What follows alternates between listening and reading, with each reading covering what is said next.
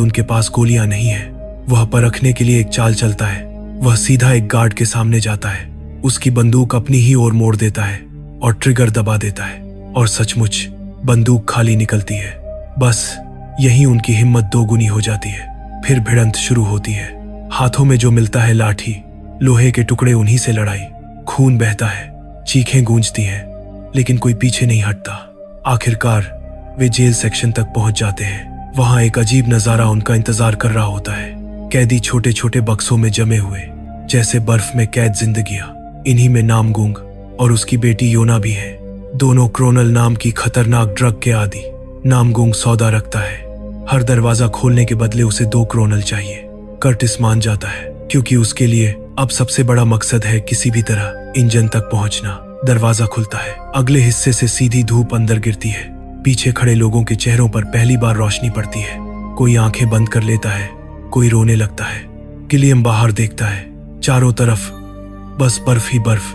17 साल से वही सफेद नजारा अब तक नहीं पिघला।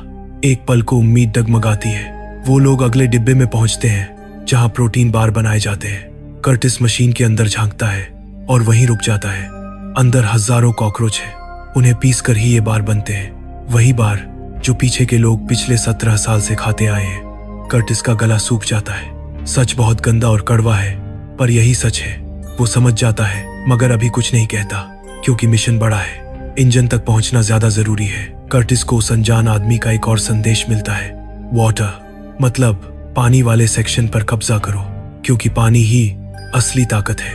अगर पानी रोक लिया तो आगे वालों को मानना ही पड़ेगा। नामगुंग दरवाजे खोलता जाता है। इसी बीच कर्टिस योना से बातें करता है। उसे पता चलता है कि योना का जन्म इसी ट्रेन में हुआ था। उसने कभी जमीन देखी ही नहीं। कर्टिस के मन में शक उठता है, शायद योना नजूमी है, यानी वो लोग जो दीवार के पार देख या महसूस कर सकती है। तभी योना एक दरवाजा खोलने से रोकती है, लेकिन अब देर हो चुकी होती है। दरवाजा खुल चुका है। सामने खड़े हैं खूंखार गार्ड्स, और अगले ही पल उनके बीच लड़ाई हो जाती है। थोड़ी देर बाद एक अनाउंसमेंट होता है। ट्रेन न्यूयॉर्क बेंचमार्क ब्रिज से गुजर रही है। साल का एक चक्कर पूरा हुआ। सब हैप्पी न्यू ईयर चिल्लाते हैं, लेकिन रास्ते में सामने बर्फ का विशाल टीला। ट्रेन उसे तोड़ती हुई निकलती है। इसी दौरान नामगुंग योना को बाहर दिखाता है। दूर घाटी में एक पुराना प्लेन, जो पिछले साल से अब ज्यादा साफ दिख रहा है, जिसका मतलब था कि अब बर्फ धीरे धीरे पिघल रही है। लेकिन इसी बीच ट्रेन की सीईओ मेसन आती है। उसके शब्द जहर जैसे। तुम्हें विल्फर्ड का शुक्रिया अदा करना चाहिए। उसने तुम्हें बचाया, और तुम पानी पर कब्जा कर ट्रेन का बैलेंस बिगाड़ना चाहते हो। फिर वो